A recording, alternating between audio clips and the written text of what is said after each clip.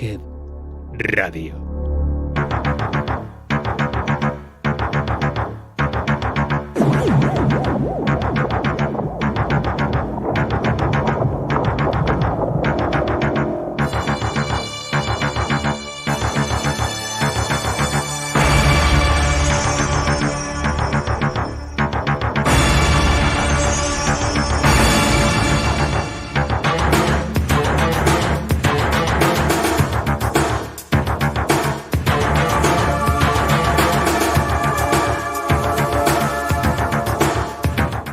Bienvenidos, camaradas, al sexto programa de Applehead Radio, el podcast de Applehead Team Creaciones, o lo que es lo mismo, la editorial que publica esos libros que siempre has querido leer, pero que nadie se ha atrevido a publicar. Al habla, como siempre, Reverendo Wilson, que va a proceder ahora mismo a introduciros los dos contenidos básicos de este sexto programa. En primer lugar, vais a tener a mí mismo presentando el volumen 2 de Videonastis, Memorias de un cine prohibido. Ya tenéis editado, ya tenéis disponible en la web de Applehead Team Creaciones desde hace ya varios meses ese primer volumen que abarca los años de 1963 a 1979 en relación a las películas que están reseñadas dentro. Pues en unos breves momentos me vais a tener un poco presentándoos este volumen 2 que presenta estas memorias de un cine prohibido, pero ahora siguiendo cronológicamente las películas que faltan, es decir, volumen 2 que abarca desde el año 1979-1983. Y a continuación vamos a tener aquí lo que ha sido un auténtico honor a Joaquín Díaz Cáceres, que nos va a presentar su Guerreros del Mañana, historia del cine post-apocalíptico, un vasto repaso a todo lo que ha dado este maravilloso subgénero que tantas alegrías nos dio a muchos en la época del videoclub. Así que, sin más, empezamos ya.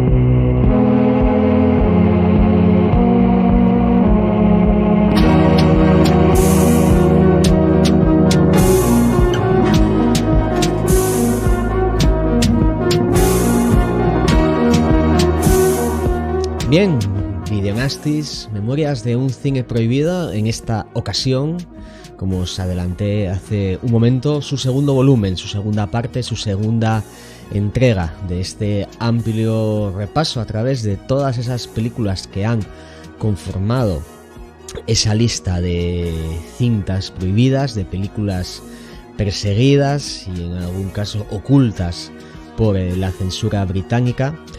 Pues tras tener ya publicado ese primer volumen que abarcaba un periodo en el tiempo de 1963 a 1979 concerniente a ese repaso a todas esas películas que han tenido el honor, entre comillas, de ser perseguidas y prohibidas por el gobierno británico, en ese fenómeno ya tan popular de las videonastis.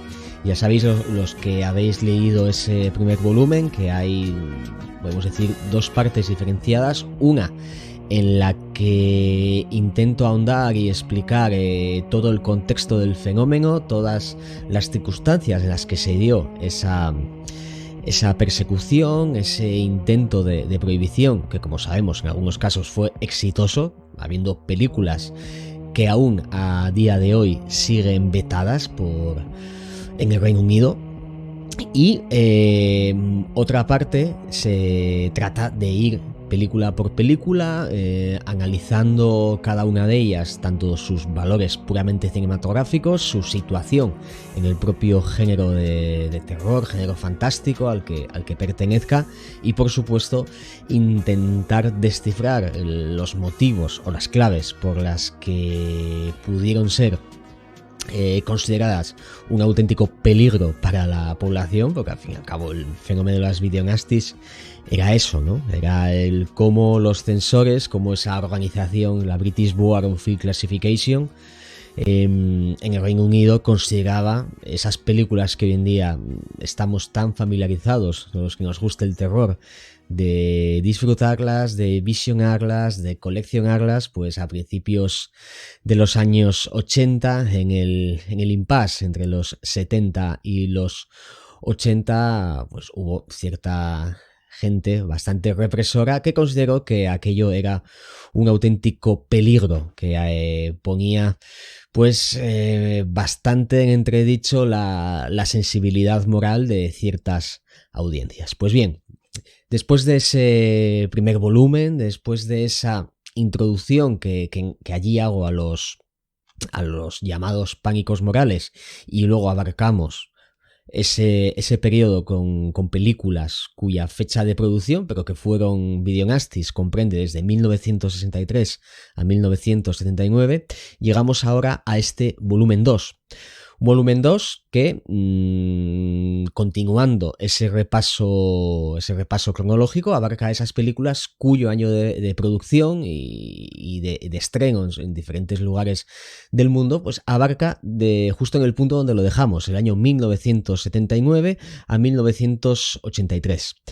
Bien, esto es lo relativo a este volumen 2 es bastante significativo, que encontramos un periodo muy importante para el cine de explotación, un nuevo cambio de década, en este caso pasamos de los 70 a los 80, y los cambios de década en el cine fantástico suelen traer pues bastantes momentos que casi se pueden descifrar o dictaminar como periodos históricos, ¿no? En el primer volumen teníamos, por situar contextos en los que esas películas que fueron consideradas videonastis se situaron, ¿no? Hoy en día las tenemos consideradas así.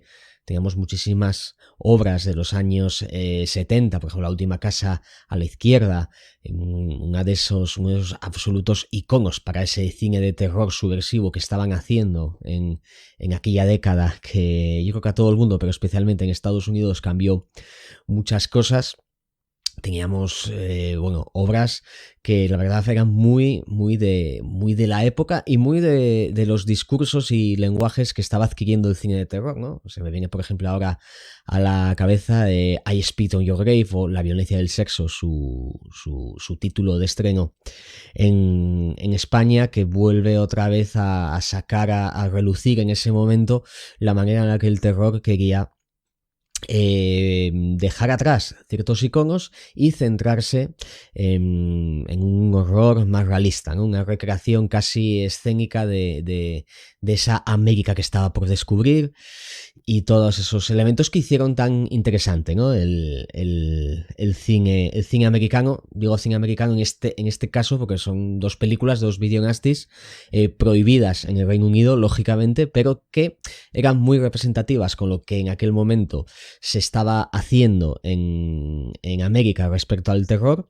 E incluso los que hayáis leído aquel primer volumen, veréis cómo incluso cito que uno de los motivos que pudieron explicar todo este tema de las videonastis, dejando a un lado el hecho que también era uno de los motivos, ¿no?, de la violencia extrema, esos contenidos grotescos. Hay gente que creemos que ese miedo un poco a la invasión cultural estadounidense pudo también ser algo que prendió la mecha, ¿no?, de esas garras censoras. Pues bien, dejando a un lado todo eso, en este volumen 2 es interesante el ver cómo el cine de terror, especialmente europeo o el italiano, está emergiendo de una manera bastante visceral, ¿no? era casi, llegábamos al canto del cisne del cine de subgéneros en Europa, y sin embargo en el terror adquiere unas formas, seguramente heredado también de lo que estaba pasando en Estados Unidos en cuanto al género, mucho más vehementes a nivel estilístico, mucho más grotescas, mucho más viscerales al fin y al cabo, y esto claro hizo que películas muy representativas de este periodo para el Eurosplatter, que muchos lo llamaron, hayan sido catalogadas como videonastis, ¿no? por los censores británicos. Fijaros que el libro se abre pues con un clásico enorme, ¿no? Nueva York bajo el terror de los zombies, de Lucio Fulci. En el volumen 1 ya tuvimos algunas aportaciones al cine de zombie, pero esta es una película que empieza de una manera o de otra, o pone ese andamiaje para que se cree toda esa explotación italiana de los muertos vivientes. Bueno, bajo el terror de los zombies se hace un poco para intentar seguir el éxito o emular el éxito que la segunda parte de George Romero, de su primera trilogía de muertos vivientes, estaba cosechando en Europa, cosechaba el éxito en Europa, entre otras cosas, porque estaba Darío Argento ahí a la producción, incluso supervisando el montaje que se iba a estrenar en nuestro continente, y esto, bueno, hace que la película de Fulci se dispare todo este interés, ¿no? Pero con ese interés se crea la manera en la que el cine de zombies se vuelve todavía más bestia, más salvaje, más cruel, y que convierte, en este caso, en Nueva bajo el terror de los zombies, en una videonasti de cabecera, ¿eh? De hecho, su portada tan icónica, ya no me refiero solo a este zombie de gusanos, que es casi la imagen que más nos recuerda a la película, sino también una portada más suavizada también, ¿no? Que se puso en el Reino Unido, con esa mano o garra saliendo ahí de las profundidades. Es como una de las portadas de videonasti más características y que han pasado más al recuerdo, ¿no? Pero bueno, siguiendo estas filias salvajes del cine de terror europeo, vais a encontrar películas como, por ejemplo, Gomia, terror en el mar Egeo, ¿no? de Joe D'Amato.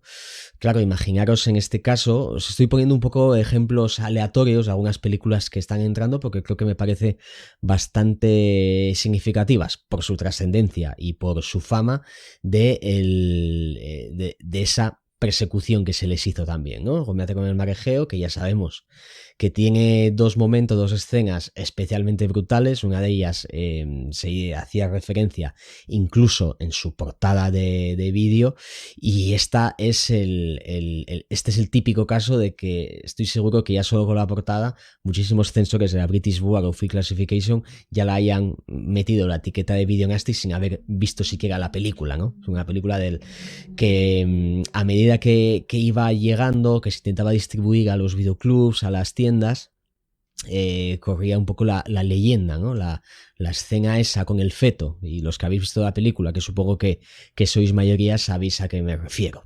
Y claro, sobre leyendas, películas con cierta simbología de habladurías urbanas, otra videonasty que vais a encontrar ahí y que es súper significativa es Holocausto Caníbal, ¿no? De Ruggero Deodato.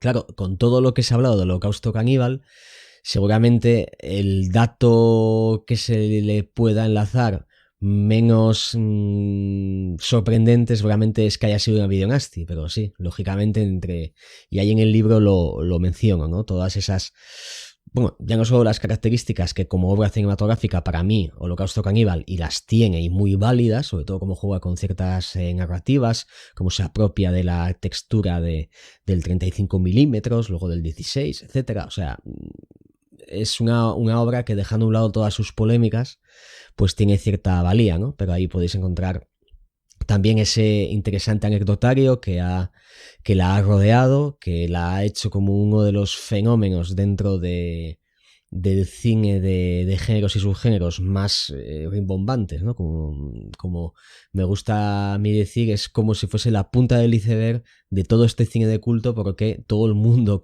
aunque no lo hayan visto, todo el mundo conoce el Holocausto Caníbal, y conoce su leyenda.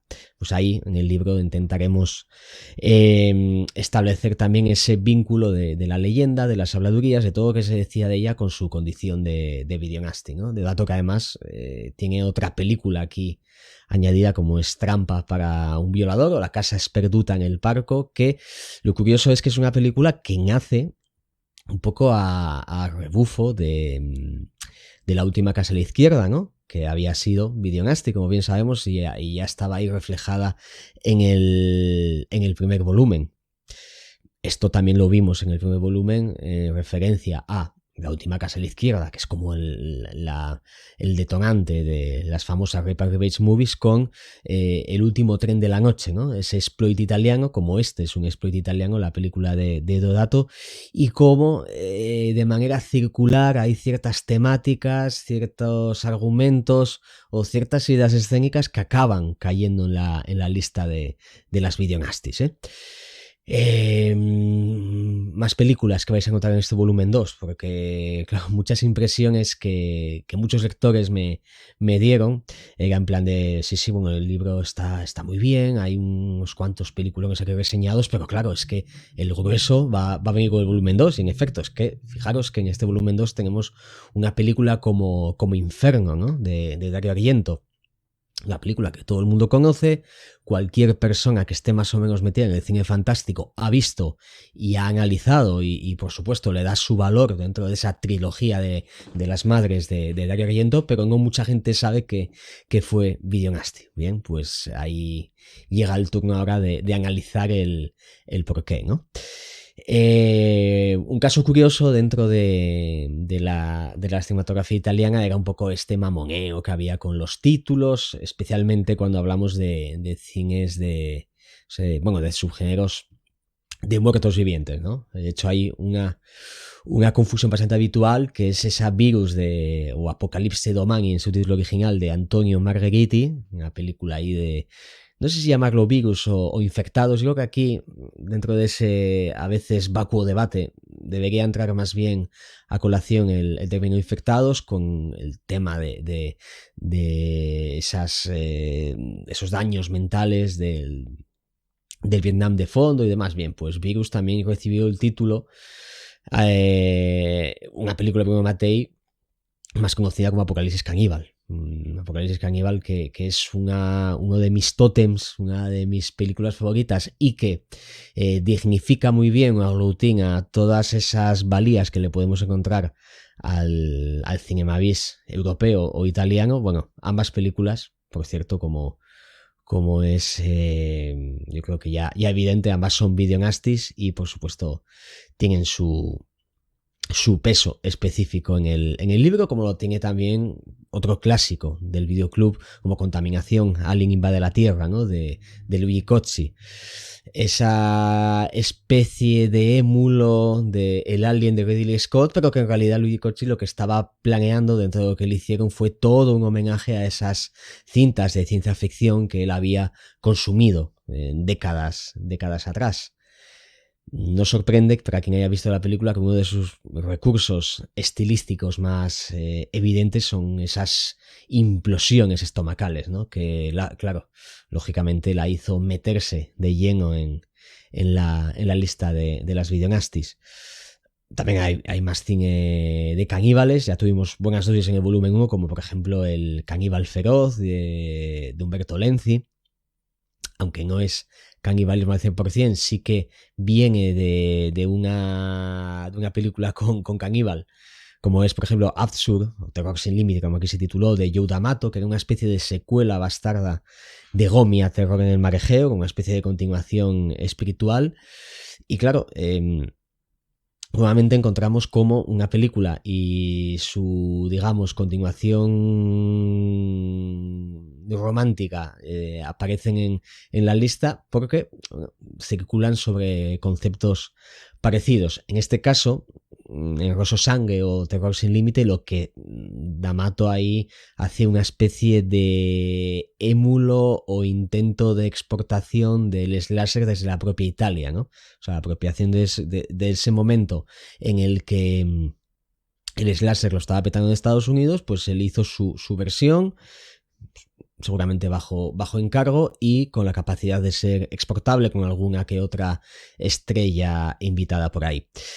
Claro, el slasher, nuevamente situándonos en un contexto histórico, este segundo periodo que abarca dentro de lo que son las fechas de estreno de las videonastis, desde finales de los 70 hasta principios mediados de los 80, pues si antes os mencionaba un poco ese auge del cine de explotación europeo en términos bastante sanguinolentos, bastante bestias y bastante viscerales, que para mí eso siempre fue una cualidad, o sea, esos momentos donde el cine de terror, y esto los italianos lo hacían muy bien, se apropiaban un poco de ese nervio estilístico para proponer crueldad, ¿no? Lo que mucha gente ve como violencia gratuita, entre ellos seguramente los censores británicos lo veían, yo en realidad siempre lo he visto como, siempre que estuviese bien llevado, como una cualidad para añadir al lenguaje unos términos más disruptivos, ¿no? Que el terror como tal,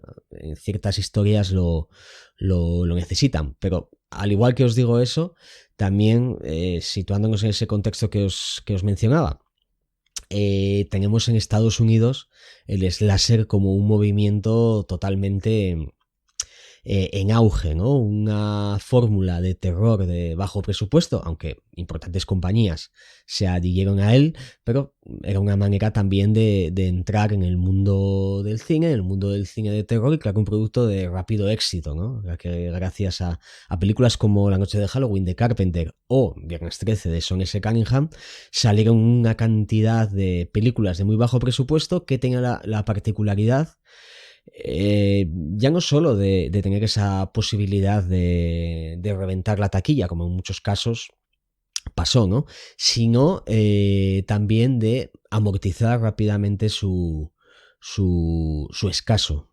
presupuesto, sus escasos medios.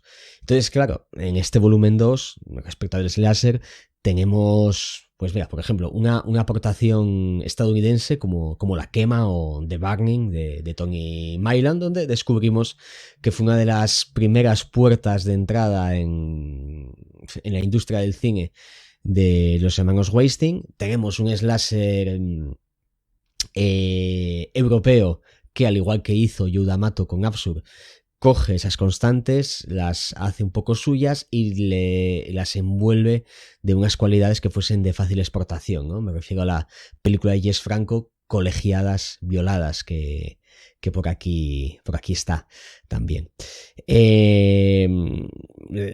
Escuela nocturna, por ejemplo, de Ken Hughes, La mansión ensangrentada, o The Dark Deep Blood de Jeffrey Wu o Stephen Carpenter, que este por ejemplo es uno de esos casos en los que estos dos directores cogieron un slasher, no tenían especialmente interés en hacer un slasher, pero sí como una manera de entrar en la industria, ¿no? Pues ahí tenemos otro ejemplo.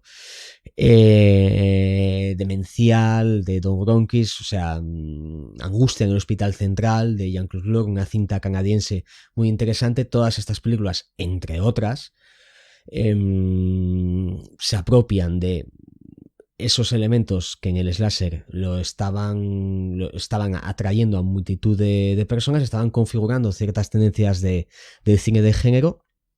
Y que claro, uno de los objetivos del libro también es intentar enlazar entre todas ellas ciertas características,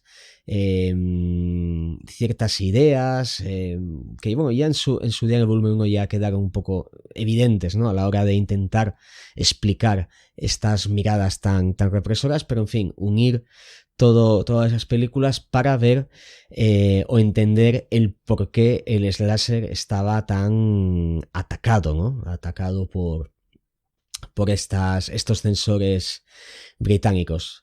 Fijaros que dentro de la importancia que yo quiero darle a este repaso de las videonastis, ya no solo por intentar ahondar, como se hizo especialmente en el primer volumen, toda la historia del fenómeno, sino el ver cómo a través de las videonastis podemos meternos, podemos sumergirnos en una época donde en el cine de terror, en el cine de género, en el cine fantástico estaban pasando cosas, y cosas muy, muy importantes. Y es que en lo relativo al slasher, aquí dentro de la lista de las videonastis encontramos una película como El asesino de la isla, ¿no? O The Slayer, dirigida por J.S. Cardone, de 1982, que es un slasher, pero con unas conexiones con una atmósfera y un argumento que juega muchísimo con lo sobrenatural y especialmente con lo onírico. Y claro, esta película, entre otras cosas, se hizo famosa primero por ser una video nasty y luego porque ciertos analistas o ciertos aficionados la encontraron como un germen claro de Pesadilla en Elm Street, ¿no? De Wes Craven. En fin, esto, hablando del asesino de la isla, que me parece un slasher bastante decente, en el libro también establezco por qué se hace esa unión y bueno, darle también a la obra un carácter de reivindicación que creo que es necesario.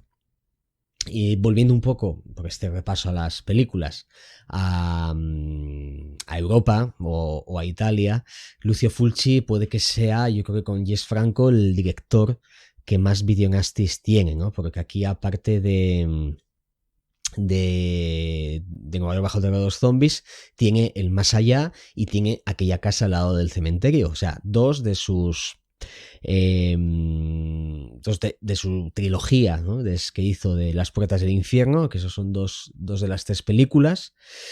Luego os hablaré de la película que falta, porque eso también tiene historia dentro de un apéndice que he guardado aquí para este volumen 2, del que os hablaré en breve. Pero en fin, fijaros, Lucio Fulci, ¿no? Uno de los grandes cineastas italianos que alcanzó fama, popularidad y gran trascendencia dentro del cine fantástico a través, entre otras muchas, de estas 3 películas que tiene aquí metidas, ¿no? Especialmente me voy a ceñir ahora, por ejemplo, El Más Allá o Aquella casa al lado del cementerio, ese terror sobrenatural, con muchas ínfulas literarias, muchas ínfulas del terror clásico, y que Fulci las utilizó para establecer un tipo de atmósfera que siempre se le ha atribuido a él dentro de esta trilogía y que además, si nos metemos en el mundo de las videonastis, descubrimos que son videonastis, ¿no? Lo interesante es, dejando a un lado su predisposición al gore, que sabemos que tenían, el establecer ciertas uniones entre ambas para ver qué es lo que ha desatado, ¿no? esta repulsa, este rechazo por parte de los censores, quizá igual porque juega con otros elementos o con terrores incómodos. En fin, eso tendréis que descubrir leyendo el libro, ¿no? En fin, respecto al listado, deciros que aparte de todas estas, también podréis encontrar desde clásicos absolutos como Posesión Infernal. Posesión Infernal, los que os habéis leído el primer volumen, sabéis que tiene cierto anecdotario en el que esa introducción, ese mi-ensayo en el que os expliqué un poco la historia del fenómeno de las videonastis, tiene mucha importancia por toda la historia que hay detrás de ella, ¿no? De ella me refiero en torno al fenómeno de las videonastis. Bien, pues en el artículo que le dedico aquí, ya no solo intento descifrar un poco los orígenes de Sam Raimi como creador en referencia a esta película o las propias cualidades que han hecho que sea una de las películas de terror más importantes de la historia, sino también me meto en todos esos juicios que tuvo, o sea, que fue un montón y todos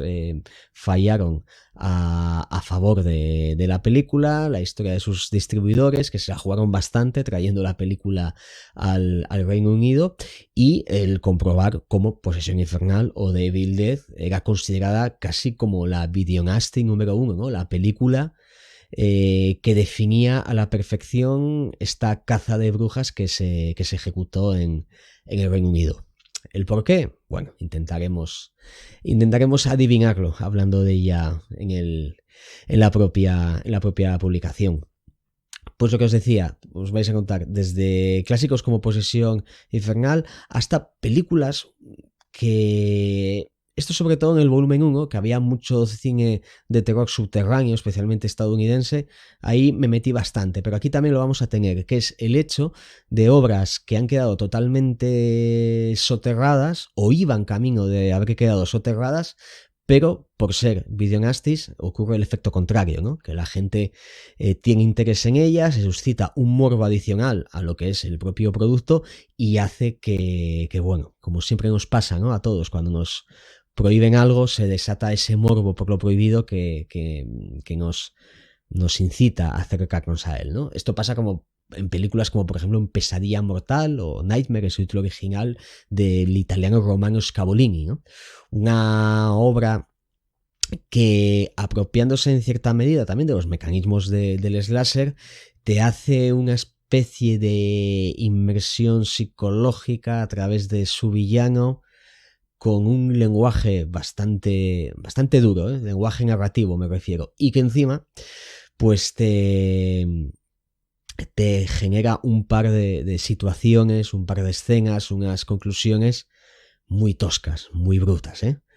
En fin, es otro prototipo también de videonasty que al ver la película nos podría quedar más o menos claro, o al menos de manera superficial, el por qué se atacaba a estas películas, pero Pesadilla Mortal de Romano Scavolini es una de las que, en fin, utiliza los lenguajes del terror de una manera muy árida, muy incómoda, y que juega con ciertas moralidades que realmente yo creo que era lo que tocaba bastante la fibra a esos censores que se veían en las películas, porque como también os dejo caer en el volumen 1, hay ejemplos de obras que seguramente es que ni siquiera se las hayan visto, ¿no? Simplemente solo se hayan fijado en su portada, en su título. Sabemos que había palabras, términos que ya no pasaban la censura de la distribución, sin ni siquiera entrar a valorar la película en cuestión, ¿no? Pero en fin, así a grandes rasgos, entre otras muchas sorpresas, entre algún que otro clásico que entró en la lista por accidente, eso lo podéis descubrir en el libro, como es en el caso de La Casa de los Horrores o de Funhouse de Tobe Hooper. Ya veréis que en la reseña que le dedico, claro, es una película que todos conocemos, incluso quien no suele hacer esta arqueología de meterse en géneros o subgéneros demasiado, digamos, ocultos, la conocen, ¿no? De hecho, Tobe Hooper, auténtico maestro del terror de los 70 y de los 80, esta es una de sus películas más reivindicadas, que está ganando mucho peso en el tiempo, pero no mucha gente sabe que fue una videonasty. Como os digo, y sin daros más pistas, entró en la lista completamente por accidente, como le pasaba también a otras películas que estaban en la primera parte del listado que hemos ido revisando, ¿no? Bien, en este volumen 2, al igual que en el volumen 1, había un apartado dedicado a eso, a un poco la introducción del fenómeno, hacer un repaso cronológico de todo lo que estaba pasando allí, y luego ya sabéis que hay pues reseñas separadas de cada una de las películas donde se analizan, donde se intentan pues descifrar los motivos por los que fue videonasty y las condiciones en las que fue videonasty. Es algo que se repite aquí también, ¿no? Con todas estas películas reseñadas de volumen 2, que yo creo que es interesante saber ya no solo el por qué fue videonasty, sino también en esas condiciones. Si tuvo un juicio, si no tuvo un juicio, si salió rápido de la lista, si salió pronto de la lista, en fin, todo eso lo podréis adivinar. Pero en este volumen 2 no nos quedamos solo con esa segunda parte del listado, sino también en un apéndice que he llamado otros pánicos morales, y esto es porque el fenómeno de las videonastis lamentablemente no solo se quedó con las propias películas que hoy conocemos como videonastis, ¿no? Sino que hubo muchas más películas que, como a mí me gusta decir, fueron videonastis en esencia, porque no tuvieron la suerte, y hoy digo suerte porque hoy en día tener la etiqueta de videonasti hace que cada película tenga más visibilidad, no tuvieron la suerte de ser videonastis, pero sí que estuvieron perseguidas, ¿no? En este caso, dentro del listado de las videonastis, sabemos que tenemos un apartado dedicado a las películas procesadas, es decir, que tuvieron un juicio y que se dictaminó en contra de ellas, y luego las no procesadas, ¿no? Que o no tuvieron juicio o su juicio o el veredicto se situó a favor de la película, del distribuidor, de quien fuese, ¿no?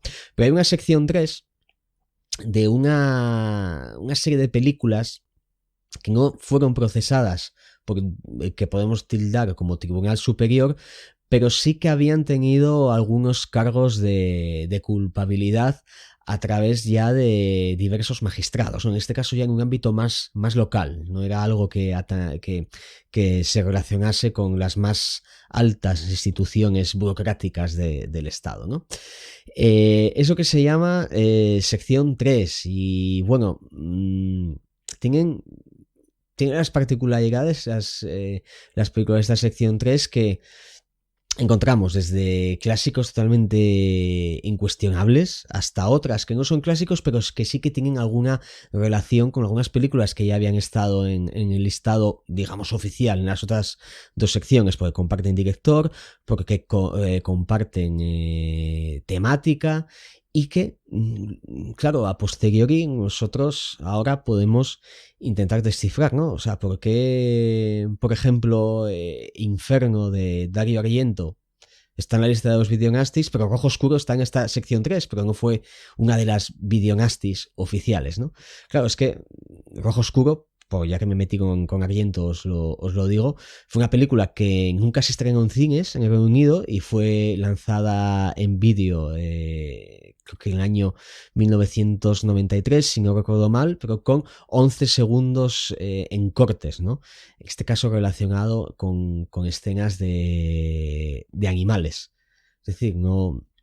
Fue una película que estuvo ahí, se quedó ahí oscurecida y sale en vídeo muy tarde y entrando en esta sección 3, ¿no? de los videonastis.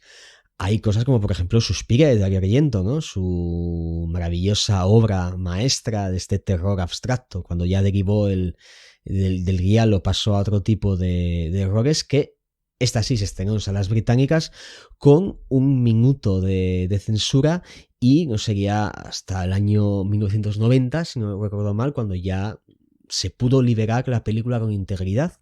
Es decir, la película estuvo con ese montaje muchos años, estuvo, digamos, congelada, y sin entrar en la lista de las videonastis, sí que se la incluyó en esta sección 3, que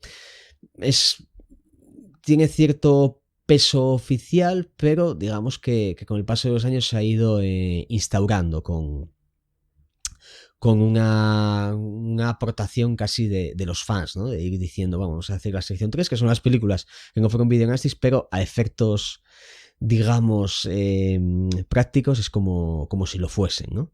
Fijaos que, por ejemplo, en esta sección 3 hay películas como... No voy a entrar en detalles el por qué, porque así lo descubrís en el libro, pero por ejemplo George Romero vio como La Noche de los Muertos Vivientes estaba ahí, Zombie, El Regreso de los Muertos Vivientes, estuvo ahí. Fijaros, otra vez, respecto a lo que decía un poco al principio de la charla.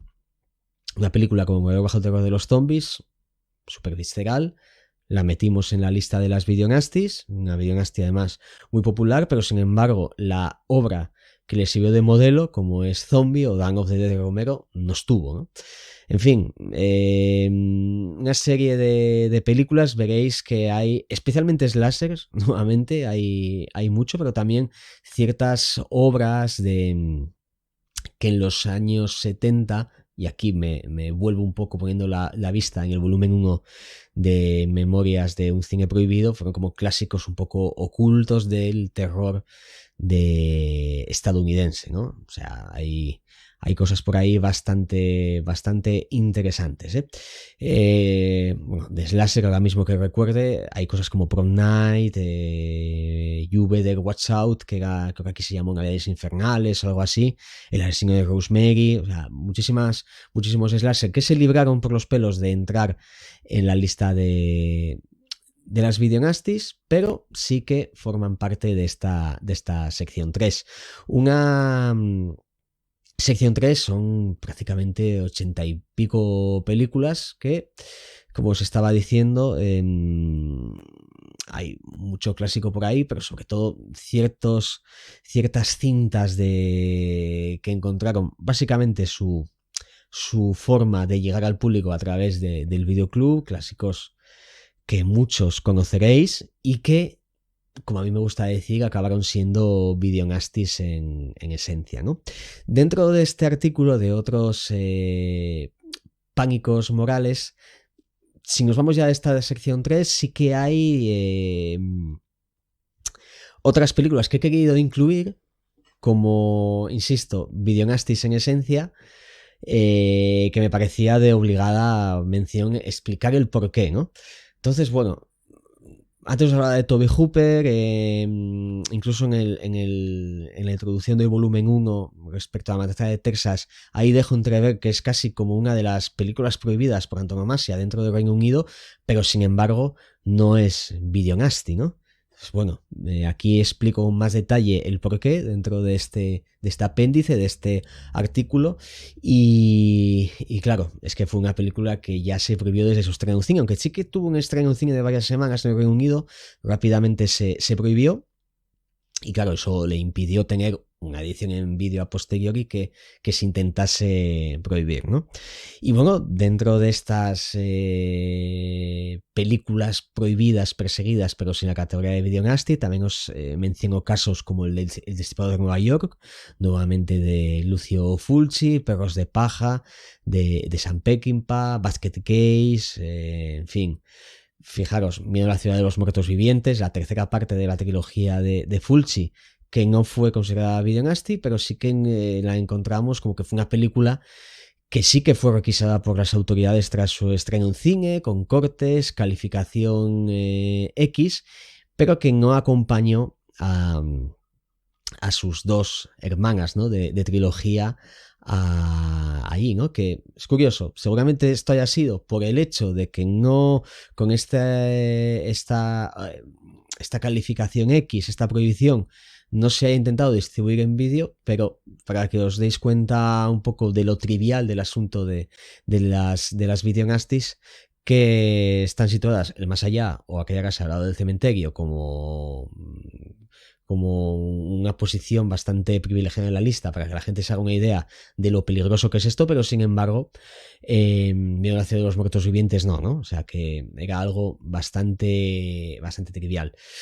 Y también, concluyendo un poco este artículo de Pánicos Morales, hay cosas como, por ejemplo, os hablo el peso que tiene el Exorcista como uno de esos grandes clásicos de cine de terror,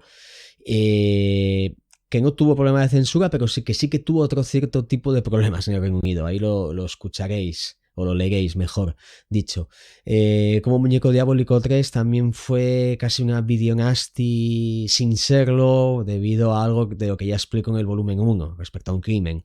Luego hay una película llamada The Last House on Death End Street, otro de esos terrores subterráneos de Estados Unidos, que no fue videonasty por una cosa que ya os di una pista antes respecto a otra película que lo fue por accidente. En fin, sin ánimo tampoco de daros más detalles para que lo descubráis en el libro, creo que este artículo, esta apéndice de otros pánicos morales, enriquece a lo ya hablado o escrito en el primer volumen sobre todo este fenómeno, sus características propias, e intentar ahondar o meternos en esas mentalidades represoras y el por qué se intentaba atacar este cine, y que lógicamente este artículo está reforzado por esas reseñas ya a nivel cronológico de todas esas videonastis que en este volumen 2 alcanza un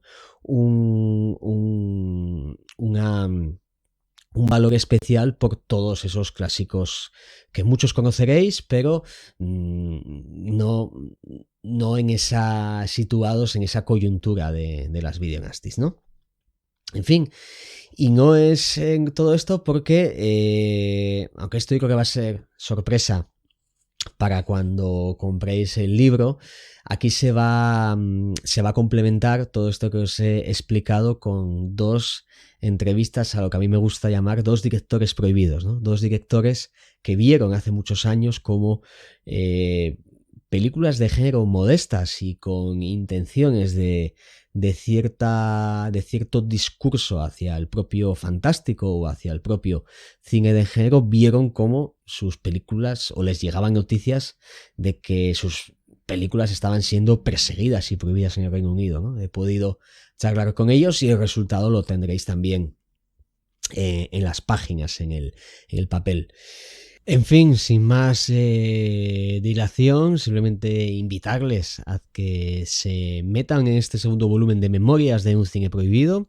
Ya lo saben, periodo ahora comprendido entre 1979 y 1983, y que así complementen a ese previo volumen 1 y conformar esta unidad de las dos publicaciones, esta mirada, este estudio, este análisis a una época tan importante, a un fenómeno tan trascendente dentro de lo que es la historia del cine de terror, del cine fantástico o del cine de género.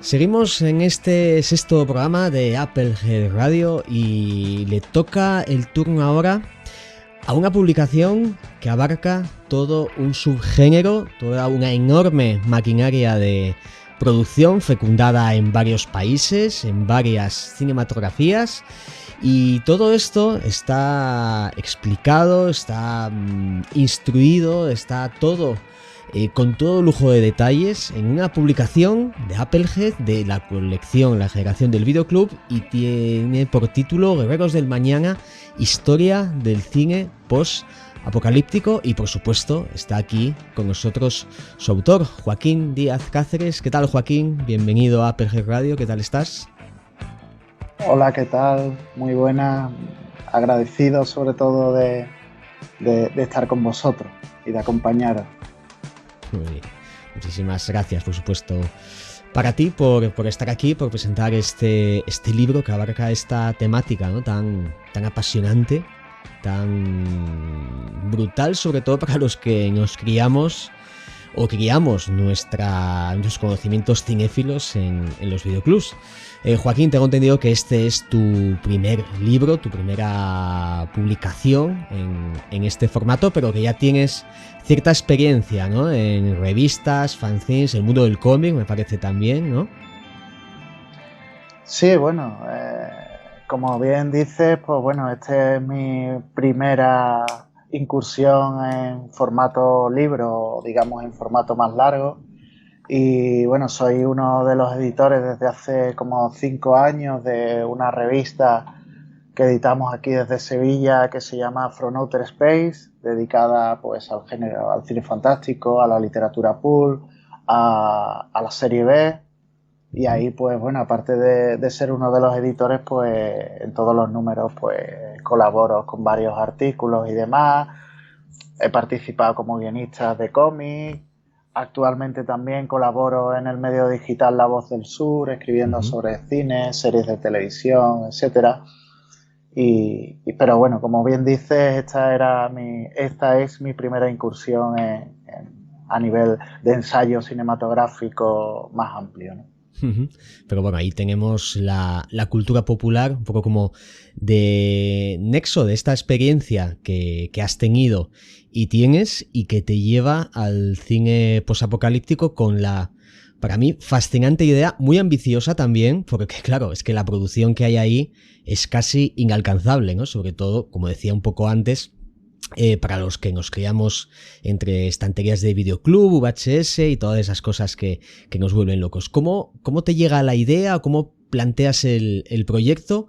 O dicho ya en términos más coloquiales, ¿cómo te lías la manta a la cabeza para meterte de lleno en un ensayo que abarque un subgénero tan amplio como este? Bueno, la verdad es que llevaba varios años dándole vueltas a la cabeza porque, bueno, en la revista que publicamos sí había escrito algún artículo o alguna reseña sobre películas, también en un blog que llevé durante varios años sobre cine de serie B, serie Z, pues también hice reseñas de varias películas y tal. Incluso a nivel como guionista, pues tenía varios guiones de cortos y ideas para largos y demás. Y siempre me había interesado mucho esta temática. Y echaba un poco de menos el que hubiera en español, pues un ensayo que compendiara un poco, de cierta forma, a lo que he hecho en Guerreros del Mañana, pues compendiara un poco pues todo lo que es el subgénero, que tratara de abarcar todo el máximo de producciones posibles dentro del subgénero y que sistematizara un poco pues las tendencias, los discursos narrativos que incorpora, un poco los distintos orígenes de ese apocalipsis que genera pues la vida posteriormente a él. Y sobre todo un poco pues que tratara de ordenar, entre comillas, pues como digo, pues una amalgama de cinematografías que se aproximan a este subgénero, desde la italiana hasta la filipina, el propio Hollywood, tanto en la versión más mainstream como en la serie B, pues un poco pues que organizara y hablara un poco de todo eso, pues llevaba varios años dándole la vuelta, ¿no? Quizás y bueno, fue a través del contacto con los compañeros de Applehead, Fran Muñoz y Pedro José Tena, hablando con ellos, planteándole un poco la idea y tal, los que digamos que me dieron el impulso definitivo para afrontar esta tarea, ¿no? Sí, una tarea ardua, porque bueno, tengo entendido que tienes contabilizadas ahí en Guerreros del Mañana más de 200 películas, no sé si incluso llegarás a las 300 de todo el mundo, de todas las épocas, y claro, casi que establecer cierto orden cronológico a este subgénero es casi como establecérselo al propio cine, ¿no? Pero claro, cinematografías como tú ya has mencionado, Italia, Filipinas, allá en los vestigios más del núcleo duro de la explotación, ¿no? Pero hay una película que lógicamente a todo el mundo se nos viene o a la cabeza, o que al menos sí que fue el detonante para que principalmente en los 80 saliesen tantísimas películas, que es Mad Max desde Australia. Ahí especialmente a los italianos fue algo que les volvió locos y salieron todas esas películas de tan grandísimos directores, ¿no? O sea, yo creo que cualquier director italiano que en los años 80 estaba haciendo cine de género se pasó por el posapocalíptico. Pero entiendo, supongo que también abarcas diferentes etapas de la historia, ¿no? Porque, no sé, por ejemplo, tenemos ahí en los 70 cierta costumbre del cine estadounidense, cuando les molaban tanto el tema catástrofes y todo eso, que tenían como cierto miedo un poco a ese posapocalipsis que algunos pensamos que en estos días íbamos a llegar con estas pandemias locas y todo eso, pero en fin, cuando tú estableces un poco el inicio de la corriente. Bueno, la verdad es que digamos, la preocupación en el cine, que es heredera de la literatura del siglo XIX y empieza casi desde el origen del propio arte, ¿no? De hecho, hay películas europeas de la década de 1910, en Hollywood ya hay alguna película en los años 20, yo creo que casi desde el origen del propio cine, porque además está insertado casi dentro del ADN del ser humano la preocupación por el fin del mundo, por el fin de la humanidad y demás, pues empiezan a ver las primeras películas sobre este subgénero. Sí es cierto que con Mad Max, aunque bueno, anteriormente pues había habido pues, bueno, las películas que ya adaptaban la novela de Richard Matheson de Soy Leyenda, pero yo creo que es desde Mad Max cuando se crea un corpus o un estilo, sobre todo y fundamentalmente una estética, que es lo que da lugar a la explosión en los años 80, ayudada por todo el fenómeno de los videoclubs, el vídeo doméstico y demás, lo que hace pues expandirse y provocar una deflagración que llega a todos los rincones del mundo y que a partir de ahí pues ya pues, muchas cineastas pues empiezan a aproximarse al género, ¿no? Es indudable la aportación que supone, sin Mad Max probablemente el subgénero que conoceríamos a día de hoy sería muy distinto y sobre todo mucho más reducido, ¿no? Sí, es que bueno, el estreno de Mad Max fue algo apabullante en el sentido de que a partir de ese momento todo se copiaba de ella, ¿no? Conceptos, diseño de producción, localizaciones, ese también antihéroe, ¿no? Que bueno, casi que es un prototipo en sí de estos acción también que luego se desarrollaron en los 80 en todo tipo de géneros, pero desde luego que la película de George Miller fue casi la punta de alza de el posapocalíptico tal y como nosotros por generación lo hemos disfrutado. ¿Tú crees que, como bien dices, que bueno, la mirada a ese fin del mundo, a ese posapocalipsis ya viene desde hace muchísimos años, pero tú ves ciertos cambios en la mirada de estos autores, bueno, creadores o directores hacia ese fin del mundo tal y como lo conocemos? Porque bueno, está claro que aunque, por ejemplo, en Italia, yo es que te mencionaré muchas veces Italia, porque yo con Italia, muchos lo saben ya, siento una filia muy loca y muy especial. Realmente eran directores que estaban ganándose el pan, pero al fin y al cabo también tenían cierto contenido de denuncia en algunas cosas, ¿no? Pero si echamos un poco la vista atrás, ¿ves ciertos cambios de discurso a través de estos directores?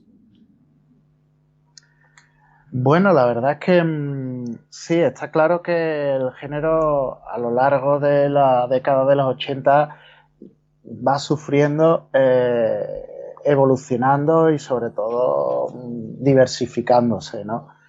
Hay producciones al principio de los años 80, sobre todo, que están muy enfocadas a la copia, sin rubor de Mad Max, incluso a nivel estético, a partir de Mad Max 2, que es, digamos, el referente estético para muchas de estas producciones italianas y demás. Y sí que, bueno, hay corrientes que sí van, pues, diversificando ese discurso, sobre todo a la preocupación, porque dentro del posapocalipsis y el origen del fin del mundo hay como distintas líneas, ¿no? Pues está el fin del mundo, que es simplemente de origen climático, de origen extrahumano, vamos a decirlo así, o el fin del mundo que está provocado directamente por el ser humano, el desarrollo tecnológico, la crisis climática o sobre todo y fundamentalmente el peligro atómico, ¿no? Que en Hollywood, por ejemplo, hay películas en los años 70 que tratan 60, 70, que tratan mucho esta preocupación, incluso en los 80, ¿no? Claro, hay autores que se centran exclusivamente en ofrecer un producto de entretenimiento muy enfocado también al tema de, como decíamos, del videoclub y del vídeo doméstico, y otros autores que sí van un poco más allá y pues bueno, intentan realizar, digamos, vamos a decirlo así, una advertencia a, bueno, pues que si seguimos así, si continuamos así tratando al planeta, si continuamos así desarrollando armas nucleares, si continuamos así desarrollando ciertas tecnologías que pueden ser potencialmente peligrosas, pues al final vamos a provocar el fin de nuestra especie, ¿no? Sí, y bueno, una de las cosas que yo creo que ha caracterizado a este tipo de producciones, ya ciñéndonos a los 80, ¿eh? Si quieres que nos vayamos décadas atrás o demás, tú con total libertad me lo dices. Pero una de esas características, sobre todo yo creo que en Italia y Filipinas, fue que es algo que a los propios cineastas se les exigía, y en lo concerniente a Italia desde los años 60. Era esa facilidad de exportación del propio producto, lo que es lo mismo, intentar hacer pasar la película como americana, ¿no? ¿Esto es una facultad del cine posapocalíptico que te has encontrado habitualmente a la hora de repasar el subgénero? ¿O lo ves determinante para la propia corriente, o simplemente, bueno, un mecanismo de producción como otros tantos que ha habido? Bueno, yo creo que obedecía, yo no lo circunscribiría exclusivamente al subgénero, ¿no? Yo creo que era una corriente que en alguna cinematografía, es cierto, ha hablado de la italiana, la filipina, es cierto que a lo mejor que alguien fuera a un videoclub, viera un VHS y en vez de poner un nombre, digamos, anglosajón, pues viera un nombre italiano y tal, pues como estrategia comercial ellos mismos no la consideraban lo más adecuado, ¿no? Y es cierto que hay muchos directores sobre todo en Italia te los encuentras muchos directores que firman con seudónimos, muchos actores que firman con seudónimo anglosajón, y esa es una constante. Y hay actores, sobre todo, que han transitado mucho por el subgénero y que han trabajado con muchos directores, con D'Amato, con Castellari, con Sergio Martino y tal, actores y nombres que te lo encuentras en muchas de estas cintas, y que a lo mejor imaginabas al ver su nombre que era de Texas, y era pues nacido en Roma, nacido en Nápoles y ese tipo de situaciones. Yo creo que era una estrategia dentro del fenómeno que se estaba experimentando en esa década de internalización de la producción y sobre todo pues eso, el auge tremendo, esa segunda edad de oro que experimenta por ejemplo la serie B, ayudada por esto mismo, por el tema del videoclub, los VHS, digamos la democratización. Hasta entonces pues el cine doméstico apenas existía, ¿no? O por lo menos era mucho más menos accesible, mucho más caro. A partir de los 80 el VHS y tal. Aquí en España además el tema no solo del videoclub sino del video comunitario y tal, pues hace que la gente consuma mucho cine, y como estrategia de comercialización de estos productos para hacerlos pasar por producciones anglosajonas o directamente americanas, pues eso, solían usar el seudónimo, directores, actores, incluso en muchas ocasiones copiando títulos o jugando con películas que habían sido un éxito americanas, pues bueno, utilizando títulos, por ejemplo, Terminator 2, ¿no? Sí. Que hay una producción italiana que obviamente no tiene nada que ver con Terminator, pero que utiliza el título como enganche, ¿no? para ese tipo de público. En otros subgéneros, pues también, ¿no? Todos conocemos el ejemplo de Alien 2, ¿no? También Sí. la versión italiana, ¿no? Y bueno, era una estrategia que al final le salió muy bien, porque nosotros íbamos al videoclub, veíamos unas portadas absolutamente hipnóticas que después la película que ilustraban no estaba nunca o casi nunca a la altura de esa portada tan maravillosa que veíamos, que nos prometía aventuras, acción y adrenalina sin límites.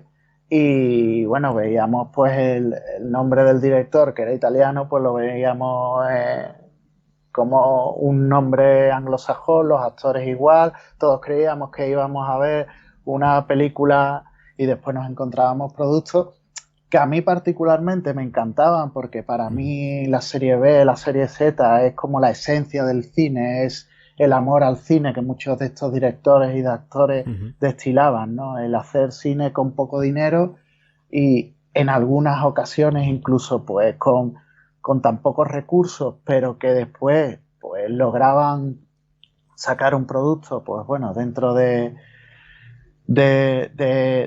los recursos con los que contaban, pues con un resultado bastante aceptable, pero que lo que demostraban era eso, el amor al cine, el amor por contar una historia por encima incluso de las dificultades, ¿no?, que podían tener estas producciones, ¿no? Sí, bueno, completamente de acuerdo con tus palabras, respecto a estos creadores, estos autores, estos directores europeos, italianos, especialmente, que con oficio, artesanía y mucha creatividad era con lo que tiraban abajo esa barrera del bajo presupuesto, ¿no? Y saliendo pues productos tan encantadores como este. Mencionabas, por ejemplo, Terminator 2 de Bruno Mattei, o Shocking Dark, como se la conoce también. Yo es que soy muy fan de Bruno Mattei, entonces lógicamente siento predilección por esa película que, como tú bien dices, todos la conocimos como Terminator 2, en España al menos incluso llegó al videoclub antes que la película de James Cameron, y luego la gente la alquilaba y lo que se contaba en realidad era un remake de Aliens, ¿no? No de Terminator, pero con todo el encanto y todo el cariño con el que rodaba Bruno.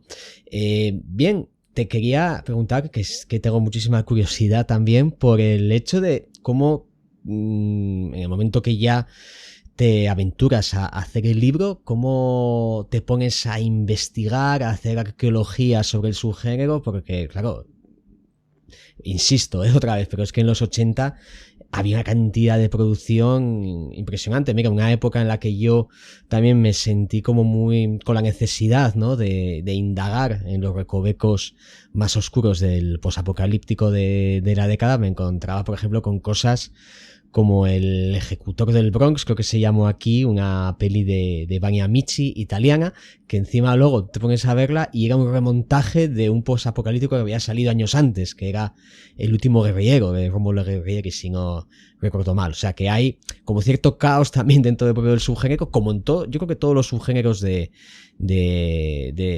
cine de consumo popular europeo, ¿no? El cinema bis que muchos llamamos. Pero en fin, ¿cómo coges, dices, bueno, vamos a hacer Guerreros del Mañana, ahora tengo que ponerme a revisitar películas, a buscar esas películas que quizá por menos conocidas todavía no hayas podido ver? En fin, ¿cómo fue el proceso, que seguro que debió suponer una experiencia apasionante, ¿no?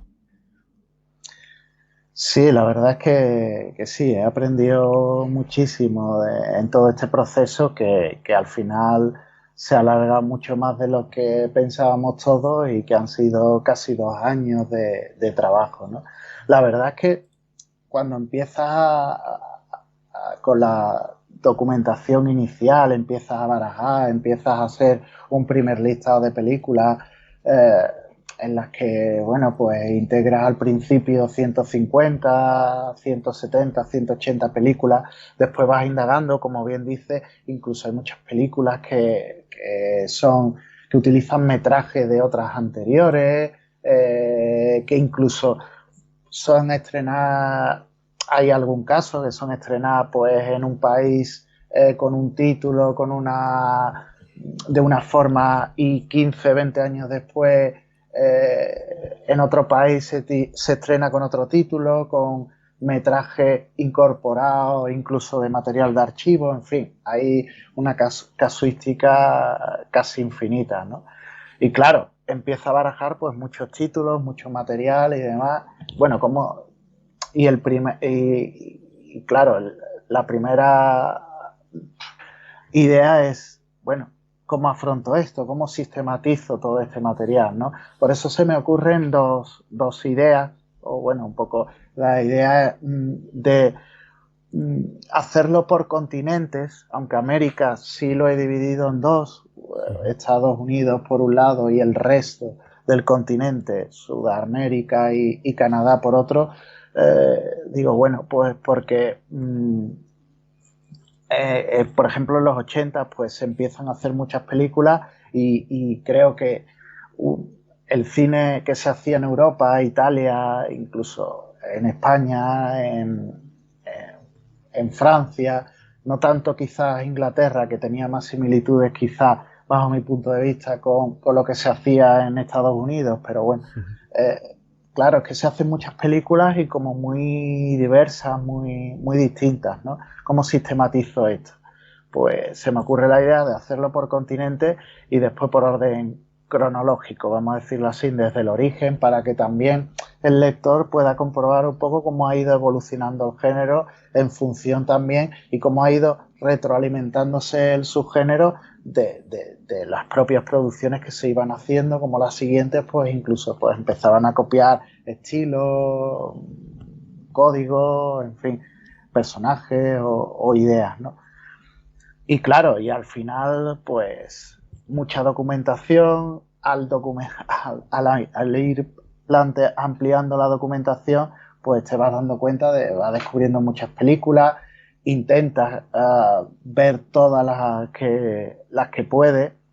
Yo he visto, no puedo decir que me hubiera encantado ver todas de las que hablo en el libro, no he podido ver todas, pero digamos que he podido ver como un 70%, ¿no? de las películas que recopilo, que al final llegan casi a las 300, ¿no?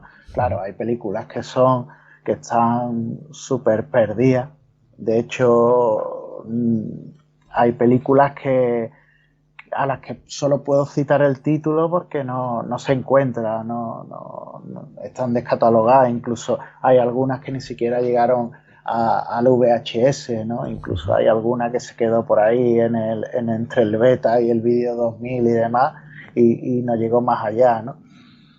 Y claro, pues todo esto, pues al final, pues eso, decido pues hacerlo por continente, a nivel cronológico y ya pues mucha documentación, contrastar muchas fuentes y ver todas las que podía conseguir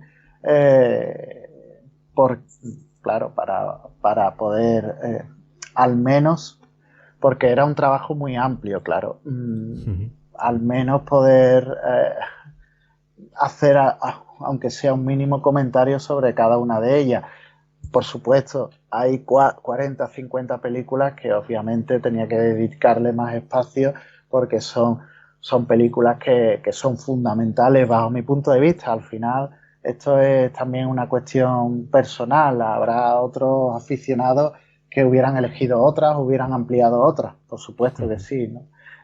Y bueno, pues ha sido un trabajo muy intenso, compaginado con muchas circunstancias a nivel personal y demás, pero bueno, yo creo que al final ha sido una experiencia muy enriquecedora, incluso para mí, a nivel de autoformación propia, descubrir muchas películas de las que incluso no conocía al empezar el proyecto y demás, o incluso muchas películas que no conocía, que después de verla, pues he dicho, pues las he descubierto y forman parte ya de mi colección de películas favoritas, ¿no?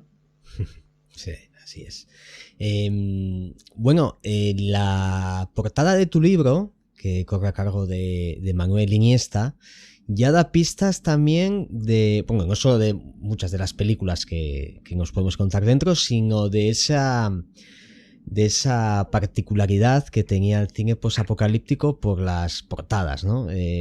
Todos sabemos, los que nos criamos entre VHS, que esas portadas hipnóticas era ese primer contacto con la propia obra, que al contrario de lo que pasa hoy en día, ¿no? Que ya antes de ir a verte una película en el cine, casi que a modo de trailers y demás te la han contado casi entera, ¿no? O a través de imágenes que circulen por la red y demás. Pero esas portadas tienen un pozo, yo creo que en todos los géneros que llegaron al videoclub dentro de la de la serie B, del cine ya de géneros y subgéneros, pero en el posapocalíptico, claro, los conceptos, ideas o escenarios que manejaban daban pie a los ilustradores a que esa imaginación desbordante quedase ahí impresa, ¿no? ¿No te parece? Que yo creo que igual el hecho de que muchos nos hayamos metido por ese subgénero hace años y que sigamos un poco encariñados con él haya tenido, pues, de manera inocente, esas portadas hayan tenido bastante que ver, ¿no?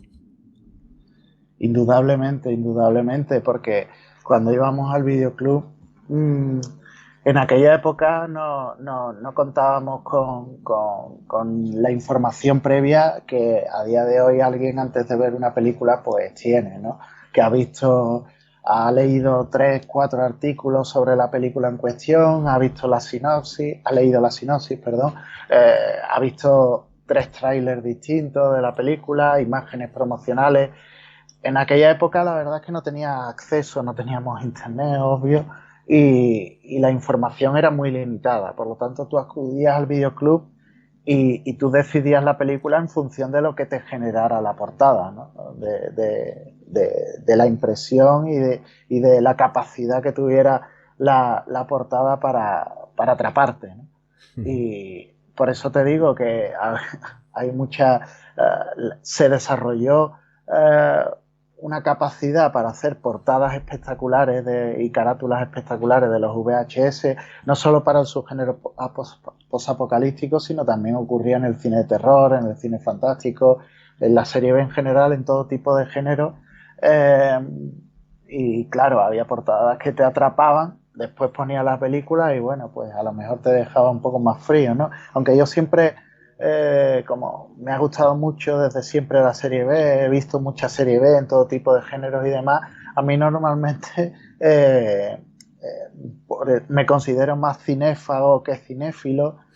Si hay que separar un poco o definir de forma distinta la afición por el cine y tal, y yo siempre le buscaba lo positivo a la película. A mí sí me entretenía. Para mí era el dinero del alquiler estaba bien invertido y para mí estaba sobradamente satisfecho, ¿no? Pero sí es cierto que es eso, las portadas a mí me encantaban ir al videoclub. A mí me ocurría que por ejemplo, el reproductor de VHS entró en mi casa más tarde de lo que muchos de los compañeros de colegio entraron, ya siendo adolescente. Yo lo que hacía, pues como me gustaba mucho el cine y demás, pues lo que hacía era irme al videoclub, alquilaba las películas y después pues me iba a casas de amigos para que me las pusieran y veíamos la película entre los dos. Ellos ponían el reproductor y yo ponía la película del videoclub. O también me ocurría que iba a casa, sobre todo de mi amigo Satu, que hemos pasado muchas horas en su casa, que tenía reproductor de VHS y además tenía vídeo comunitario, ¿no? Y en el vídeo comunitario pues venían siempre muchas películas de terror, de ciencia ficción y demás, y pasábamos un montón de horas allí. Y ya te digo, las portadas era algo esencial para elegir la película y por eso a mí particularmente la portada del libro me encanta. Yo creo que Applehead ha hecho un grandísimo trabajo y además todos los lectores con los que estoy teniendo feedback me lo comentan, han hecho un grandísimo trabajo de maquetación, de presentación, pero la portada a mí me está encantando, esas referencias a películas como Destroyer, Guerreros del Bronx, El Exterminador de la Carretera, además de las películas de Mad Max, obviamente, que tenían que estar presentes. Todas estas referencias que hay en la portada me parece una portada espectacular, ¿no? Y digna de esas portadas, o digna heredera de todas esas portadas que veíamos en los videoclubs en los 80, ¿no? Mira, Joaquín, voy a hacer una reflexión contigo porque esta conversación respecto a estas dos películas la he tenido con ciertos amigos y colegas y a veces me tildan como que estoy un poco loco o que busco referencias donde no las hay, ¿no? Uno de mis posapocalípticos predilectos es 2019 tras la caída de Nueva York, ya sabes, ese combo loco entre Mad Max, Rescate en Nueva York de Carpenter, Planeta de los Simios, o sea, ahí no quedó títere con cabeza, ¿eh? Ahí Sergio Martino e intentó aunar ahí de todo. Bien, ahí tenemos varios conceptos muy interesantes en la película, que además yo creo que a nivel casi personal respecto a la propia obra le hace ganar cierta singularidad, ¿no? Como es esa premisa de la única mujer que es fértil en toda la tierra, también sale Guernica por ahí. Entonces, claro, yo me acuerdo hace años que cuando fui a ver Hijos de los Hombres al cine, de Alfonso Cuarón, sensacional también, ¿no? Pero bueno, ya sabemos que es otra liga de cine. Es que ambos conceptos que te he mencionado salen ahí también. Entonces, claro, yo no sé si Cuarón bueno, sabemos que está basada en una novela, la película de Cuarón, pero la novela es de finales de los 80. No sé, quizá igual Cuarón es fan de Sergio Martino, no lo sabemos. No sé si has llegado a todas las conclusiones también o te lo has planteado algún día. Yo creo que en este caso, como en algunos otros, lo que hay, como te comentaba antes, una retroalimentación entre el propio género que hace que muchas películas pues tengan elementos narrativos similares, ¿no? Como tú bien dices, 2019, tras la caída de Nueva York, una película pues que tiene muchos referentes. Para mí, bajo mi punto de vista, el referente principal es 1997, Rescate en Nueva York, aunque bueno, mezcla un montón de elementos, incluso a nivel estético para mí tiene una incipiente muestra de cyberpunk incluso. Puede ser que Cuarón en su momento, pues la verdad es que ese dato no lo tengo, no sé Cuarón hasta qué punto es aficionado al subgénero. No sé si se basó exclusivamente en la novela o tiró de otros elementos y entre ellos de esta película de Martino, ¿no? Pero como digo, yo creo que hay elementos que forman parte ya del inconsciente colectivo de los aficionados al subgénero y que a la hora de contar una historia desarrollada en un futuro posapocalíptico, pues lo mismo hay elementos coincidentes, seguros con obras anteriores y que quizás no de manera consciente lo incorporas, ¿no? en tu producción. Suele ocurrir, no es el único caso, hay muchos casos, como ya digo, que hay películas que sí son copias descaradas o de otras que buscan eso, pues el ir a rebufo del éxito que haya tenido una película, pues copio o el título o el elemento principal, la estética y demás, o a veces que ocurre que los elementos, pues bueno, ya forman parte de tu cultura audiovisual y demás y que al final en la historia que estás contando en ese momento pues los utilizas, ¿no? Sí, es que fantaseó con la idea de Alfonso Cuarón diciendo, bueno, voy a copiar esta película italiana que nadie conoce y sin embargo estamos aquí unos cuantos guerreros del mañana y defendiendo su legado, ¿eh? Quién sabe, si algún día se pasa Cuarón por aquí se lo preguntaremos a ver qué nos cuenta. Bueno, aparte de películas, el género o subgénero también lo abarcas desde una perspectiva referente a literatura, televisión, cómic y videojuegos, ¿verdad? Sí, claro, hago sobre todo porque al hablar del subgénero pues empiezo pues bueno tratando de trazar una definición de qué es el subgénero, un poco sistematizando elementos que todo el mundo tiene en la cabeza, pero que bueno, pues trato de un poco darle un poco de sentido, vamos a decirlo así. Y bueno, y a partir de ahí pues empiezo pues con hablando del origen del subgénero, que no es estrictamente cinematográfico, sino bueno, tiene su origen en la literatura y sobre todo en la literatura del siglo XIX, aunque también hay elementos incluso en el propio arte. Bueno, no hay que olvidar que yo creo que desde casi el origen de la humanidad el ser humano ha estado preocupado por su fin como especie, ¿no? De hecho, la propia Biblia, su último capítulo es el Apocalipsis, ¿no? Y bueno, hay en la Edad Media y demás, pues hay muchas obras pictóricas referentes al tema, ¿no? Y Después, pues la literatura es un poco, pues asume toda esa experiencia y empieza a desarrollar el subgénero desde Mary Shelley, que es la primera que escribe un poco sobre el tema. En el siglo XIX hay algunos, y a principios del XX, algunos escritores como Jack London, que también hacen su incursión en este género, y ya a partir en el siglo XX pues empieza a generar también, ya en paralelo al desarrollo que tiene el subgénero en el cine, pues empiezan a haber muchas propuestas desde Stephen King con su Apocalipsis, La carretera de Cormac McCarthy. Pues hay muchas aproximaciones en la literatura.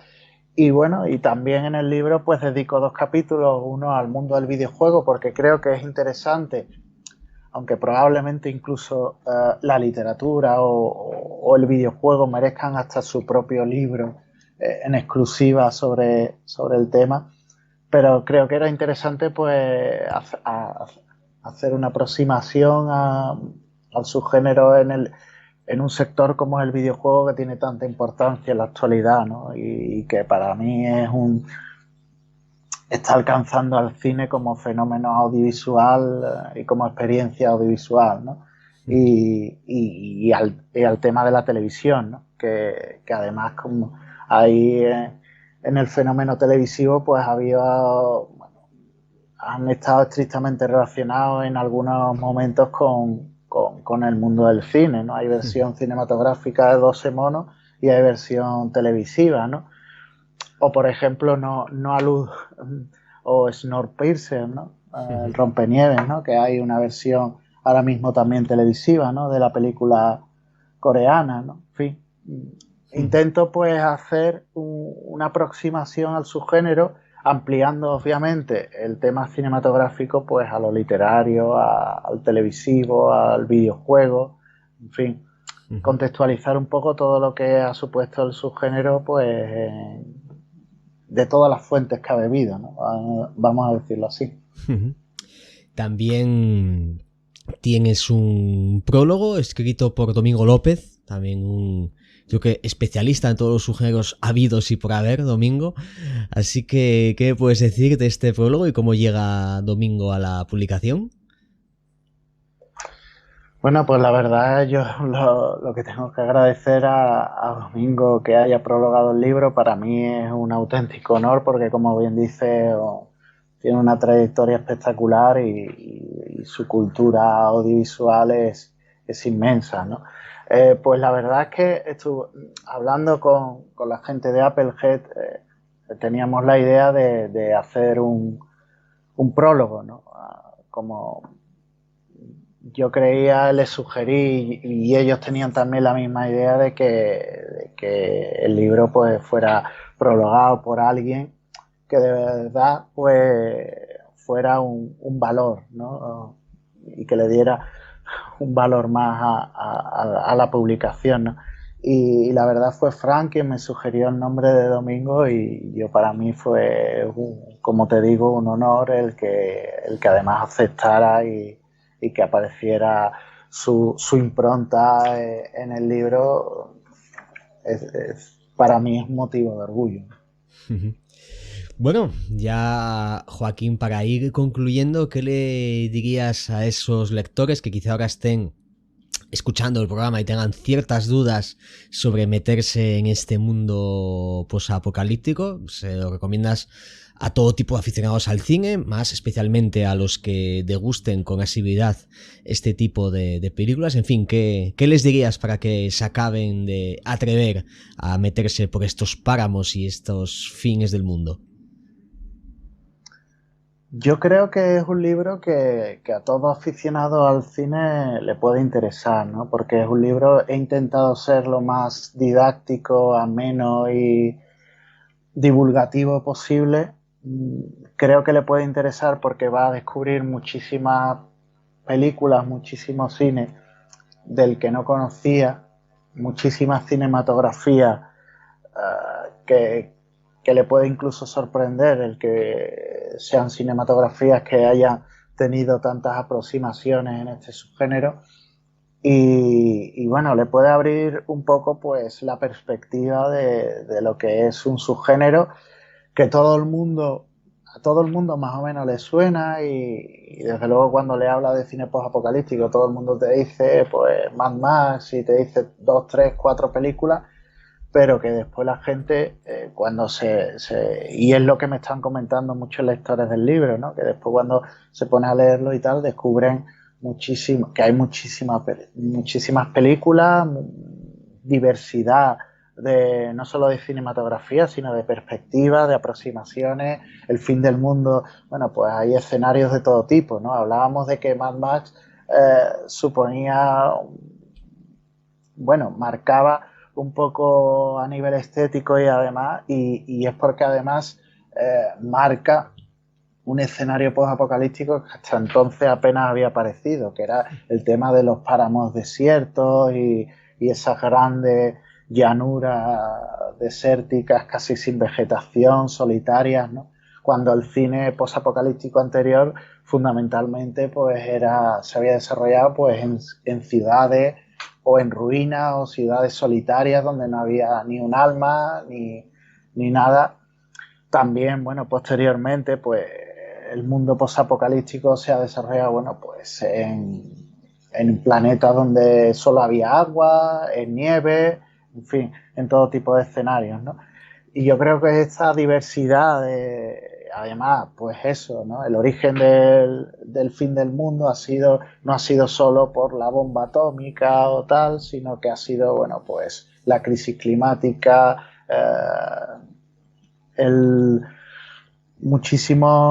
ha tenido muchísimas causas, digamos, y esas distintas perspectivas, todo este tipo de aproximaciones, pues al lector, pues que es aficionado al cine, pero que no conoce mucho el género, pues la verdad es que le interesa muchísimo y la verdad es que ya digo, en los comentarios que me hacen, pues he descubierto tal película que no conocía, la he visto, tal, me ha gustado, o mira, me gustaba mucho este actor, no sabía que había hecho este tipo de película o este tipo de cine o este director y tal, y la verdad es que la he descubierto, me ha encantado, yo no sé qué, o mira, tal. Y la verdad es que yo creo que para todos los aficionados del cine además, creo, es el primer ensayo de estas características sobre este subgénero que se escribe en español, que eso también es un elemento, porque sobre cine de terror, sobre ciencia ficción, se ha escrito mucho sobre comedia, sobre drama, sobre tal, sobre directores, monografías sobre directores, muchísimas. Pero este subgénero, pues digamos que este es el primer ensayo cinematográfico sobre la temática en español que también le puede ayudar como digo, a descubrir muchísimo cine y demás.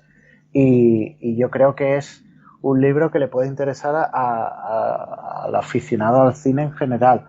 Después al aficionado al cine fantástico, al cine de serie B y demás, fundamentalmente. Yo creo que lo va a disfrutar muchísimo y bueno, y espero que descubran como a la hora de escribirlo a mí me ha ocurrido, incluso aunque conociera muchísimas pelis de este subgénero, pues que hagan descubrimientos como yo he hecho y que de verdad amplíen su catálogo audiovisual y cinematográfico que seguro que no les va a dejar indiferentes. Muy bien, Joaquín, pues nada, simplemente ya nos queda, o al menos a mí me queda darte las gracias por haber estado aquí, por haber sido partícipe de este pequeño viaje que hemos hecho a modo de introducción de tu publicación, de Guerreros del Mañana, y como me gusta siempre decir, que tengas muchísima suerte, tanto con este proyecto como todos los que seguramente estén por venir, ¿de acuerdo? Pues muchísimas gracias a ti, muchísimas gracias a Applehead por haber confiado en mí para este proyecto. Y nada, como digo, pues invitar a todos los oyentes pues a que se animen y que lean el libro que seguro o espero al menos que les resulte muy interesante. Y nada más, queridos camaradas, queridos oyentes, ya emplazarles hasta el próximo programa de Applehead Radio, ya lo saben, el podcast de esa editorial Applehead que publica esos libros que siempre has querido leer, pero nadie se ha atrevido a publicar, y también mencionarles que existe un cupón exclusivo para los oyentes de Applehead Radio. En este caso es el cupón programa 6, donde programa 6 todo junto y el 6 con número, un cupón que podéis utilizar en la web de Applehead Team Creaciones, es decir, www.appleheadteam.com, y poder adquirir con un pequeño descuento este Guerreros del Mañana, historia del cine post-apocalíptico. Así que hasta siempre, camaradas.